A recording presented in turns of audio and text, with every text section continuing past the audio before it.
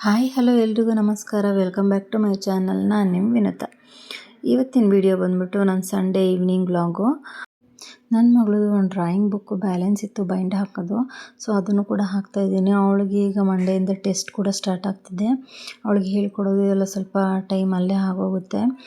ಅವಳು ನಾನು ಬೈಂಡ್ ಹಾಕಬೇಕಾದ್ರೆ ಅಮ್ಮ ನನಗೇನಾದರೂ ತಿನ್ಲಿಕ್ಕೆ ಮಾಡಿಕೊಡು ಅಂತ ಕೇಳಿದ್ಲು. ಸೊ ಅದಕ್ಕೋಸ್ಕರ ಇಲ್ಲಿ ನಾನು ಮ್ಯಾಂಗೋ ಲಡ್ಡುನ ಮಾಡ್ತಾಯಿದ್ದೀನಿ.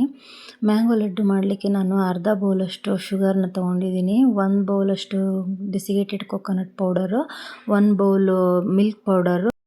ನಾನಿಲ್ಲಿ 1 ಮ್ಯಾಂಗೋ ತೊಗೊಂಡಿದ್ದೀನಿ, ಹಾಗೆ 10 ಏಲಕ್ಕಿ ಕಾಳನ್ನ ತೊಗೊಂಡಿದ್ದೀನಿ. ಬನ್ನಿ ಹೇಗೆ ಮಾಡೋದಂತ ನೋಡೋಣ. ಮೊದಲಿಗೆ ಮಿಕ್ಸಿ ಜಾರ್ಗೆ ನಾವು ಮಾವಿನ ಹಣ್ಣಿನ ಪಲ್ಪ್ನ ತೆಗೆದಿಟ್ಕೊಂಡಿದ್ವಲ್ಲ, ಆ ಪಲ್ಪ್ನ ಹಾಕ್ಕೋಬೇಕು. ನಂತರ ಇದಕ್ಕೆ ಏಲಕ್ಕಿ ಕಾಳು ಹಾಗೆ ಮಿಲ್ಕ್ ಪೌಡರ್ನ ತೊಗೊಂಡಿದ್ದೀನಿ ನಾನು. ಹಾಗೆ ಅರ್ಧ ಬೌಲಷ್ಟು ಶುಗರ್ನ ಹಾಕೋತಾ ಇದ್ದೀನಿ. ನಿಮ್ಗೆ ಎಷ್ಟು ಬೇಕೋ ಸ್ವೀಟು ಅಷ್ಟು ಶುಗರ್ನ ಆ್ಯಡ್ ಮಾಡ್ಕೊಳ್ಳಿ. ಇದಿಷ್ಟನ್ನು ಈಗ ನಾನು ಮಿಕ್ಸಿ ಮಾಡ್ಕೋತಾ ಇದ್ದೀನಿ. ಇದನ್ನು ಕೂಡ ನೀಟಾಗಿ ಸಣ್ಣದಾಗಿ ಮಿಕ್ಸ್ ಮಾಡ್ಕೋಬೇಕು. ನೋಡಿ ನಾನು ಇಲ್ಲೇ ಮಿಕ್ಸಿ ಮಾಡ್ಕೊಂಡು ತೋರಿಸ್ತಾ ಇದ್ದೀನಿ. ನಂತರ ಒಂದು ಬಾಣಲಿಗೆ ಡೆಸಿಗೇಟೆಡ್ ಕೋಕೋನಟ್ನ ತೊಗೊಂಡಿದ್ವಲ್ಲ ನಾವು 1 ಬೌಲು, ಆ ಡೆಸಿಗೇಟೆಡ್ ಕೋಕೋನಟ್ನ ಹಾಕ್ಕೊಳ್ಳೋಣ. ಇದನ್ನು ಲೋ ಫ್ಲೇಮಲ್ಲೇ ಇಟ್ಕೊಂಡು ಸ್ವಲ್ಪ ಫ್ರೈ ಮಾಡ್ಕೋಬೇಕಾಗುತ್ತೆ. ಜಾಸ್ತಿ ಫ್ರೈ ಮಾಡ್ಕೊಳ್ಳೋಕೆ ಹೋಗಬೇಡಿ, ಅದು ಸೀದು ಹೋಗ್ಬಿಡುತ್ತೆ. ಅದಕ್ಕೆ ಸ್ವಲ್ಪ ಫ್ರೈ ಮಾಡಿಕೊಂಡು ನೋಡಿ ಕಲರ್ ಚೇಂಜ್ ಆಗಿದೆ. ಇದನ್ನು ನಾನು ಬೇರೆ ಒಂದು ಪ್ಲೇಟ್ಗೆ ಶಿಫ್ಟ್ ಮಾಡಿ ಇಟ್ಕೋತಾ ಇದ್ದೀನಿ. ಹಾಗೆ ಅದೇ ಬಾಣಲಿಗೆ ನಾನು 1 ಕಪ್ಪಷ್ಟು ಹಾಲನ್ನ ತೊಗೊಂಡಿದ್ದೀನಿ. ಅದಕ್ಕೆ 1-2 ಸ್ಪೂನಷ್ಟು ತುಪ್ಪನ ಆ್ಯಡ್ ಮಾಡ್ಕೋತಾ ಇದ್ದೀನಿ.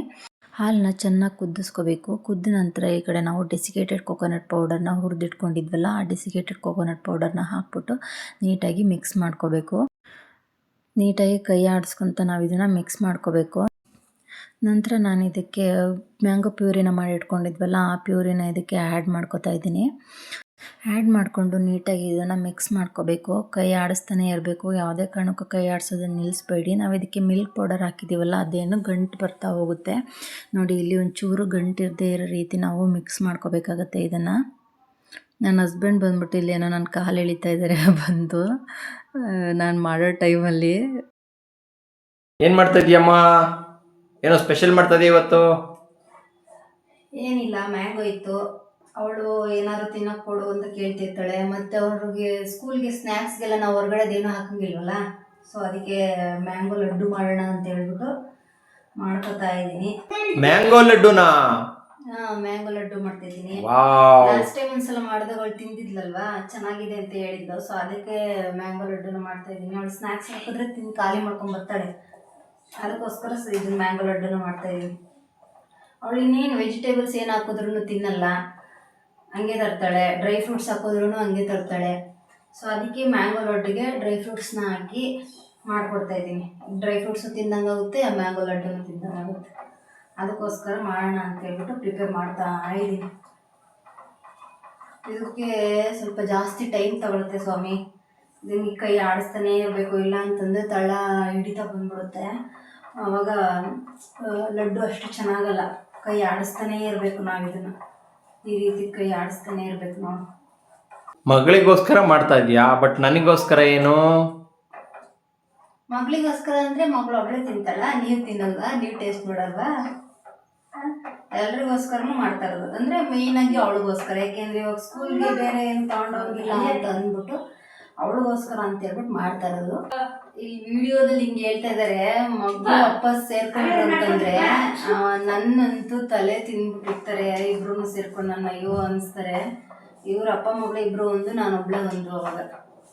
ಇವಾಗ ಈ ರೀತಿ ಡೈಲಾಗ್ ಹೊಡಿತಾ ಇದ್ದಾರೆ ನನ್ನ ಹಸ್ಬೆಂಡ್.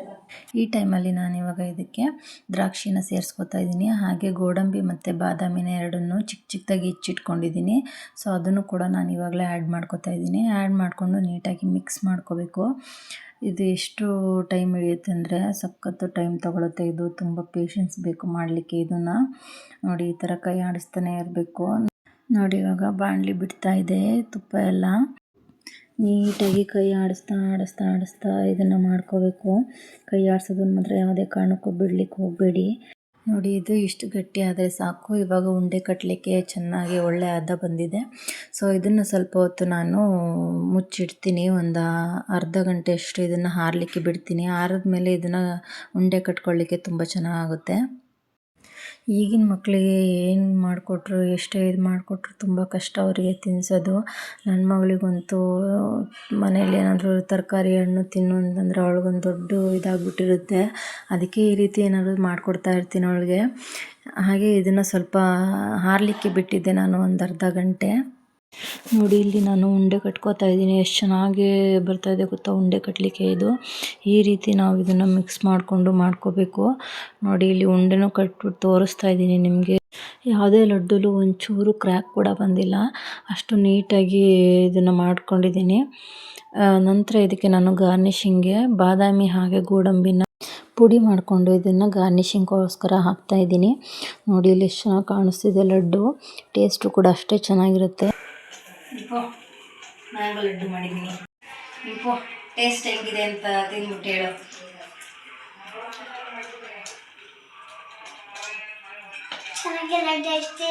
ಚೆನ್ನಾಗಿತ್ತಾ? ಯಾವ್ದ್ರಲ್ಲಿ ಮಾಡಿರೋದು ಇದು? ಯಾವ ಹಣ್ಣಲ್ಲಿ ಮಾಡಿರೋದು? ಮ್ಯಾಂಗೋ. ಟೇಸ್ಟ್ ಸಿಗ್ತಾಯ್ತಾ ಮ್ಯಾಂಗೋದು? ನಾಳೆ ನಿಂಗೆ ಇದನ್ನೇ ಸ್ನ್ಯಾಕ್ಸ್ ಸಿಗುತ್ತೀನಿ ಆಯ್ತಾ? ಅಷ್ಟು ಚೆನ್ನಾಗಿತ್ತಾ? ನನಗೆ